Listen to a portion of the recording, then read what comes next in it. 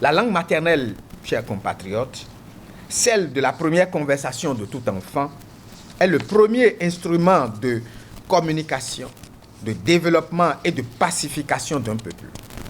Le thème retenu par l'UNESCO cette année pour la célébration de cette journée est « Langue sans frontières ». Ce thème montre combien la promotion de la langue maternelle favorise le brassage interculturel des peuples. En effet, au-delà d'un moyen de communication, la langue est toute l'identité de l'homme.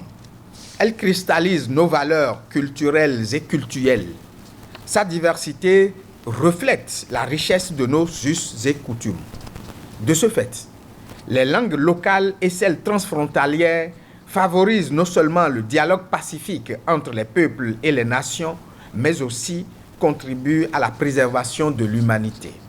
Le thème de cette année est en phase avec l'objectif 4.7 des objectifs du développement durable qui préconise que, d'ici à 2030, tous les apprenants acquièrent les connaissances et compétences pour promouvoir le développement durable, notamment par l'éducation en faveur de la promotion d'une culture de paix et de non-violence, de la citoyenneté mondiale, de l'appréciation de la diversité culturelle et de la contribution de la culture au développement durable.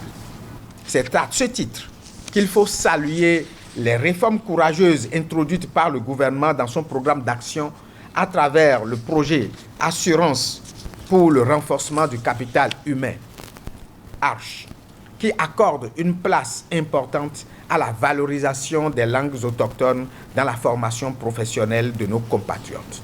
Sa volonté de valoriser les langues maternelles s'observe à travers l'élaboration des programmes d'alphabétisation dans les langues autochtones et la traduction des tests dans les dites langues par les cadres de la direction de l'alphabétisation et de la promotion des langues nationales. Mesdames et messieurs, loin d'être une fête, la date du 21 février doit être un instant de réflexion profonde sur nos rapports avec nos langues maternelles. Elle doit nous amener à nous engager définitivement dans la valorisation de nos patrimoines linguistiques, culturels et cultuels.